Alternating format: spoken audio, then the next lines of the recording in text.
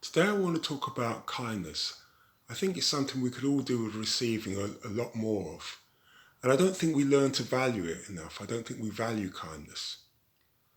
And kindness, really, when you think about it, is invaluable. It costs nothing, but it offers so much more. So if that's the case, if kindness is invaluable, if it's priceless, and I would argue that it is, why are we sometimes unkind to others? Why are we sometimes discourteous and inconsiderate? Well, I think we're so sometimes because it's learnt behaviour. And I think we learn to follow others who behave in that way. But that behaviour is not serving us. It's not helping us in any way.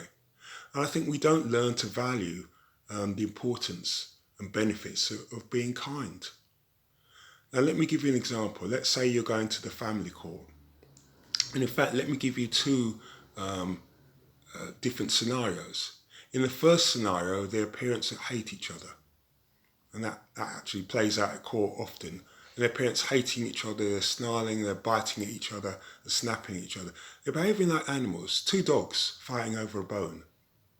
And this bone in this case happens to be a child. And yet somehow they think they're both going to come out smelling of roses. Never going to happen. But that's the way they're thinking. Anyhow, let's look at the second scenario. In the second scenario, one parent decides to behave in a kind, pleasant manner.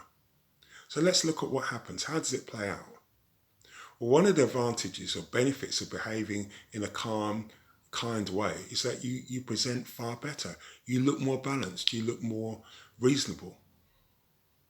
And the second benefit to you is that if you can behave in that way, in this scenario, what happens is that you will teach your child to behave in a kind, pleasant way. And that's invaluable because it benefits you, benefits your child, it benefits the whole world. There's not a price that you can put on that.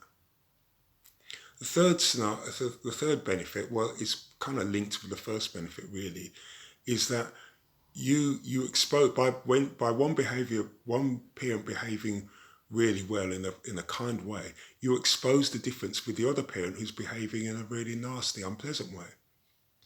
So one parent comes out looking really good, smelling of roses, i.e. you, and the other parent who's behaving atrociously looks terrible. So I think hopefully I've outlined some of the advantages of behaving in a kind way. And one of the things I think you need to be thinking about, particularly if you're going to the family court to give evidence or as a witness, you need to be thinking about how you present, how you're going to be seen, how you're going to be perceived.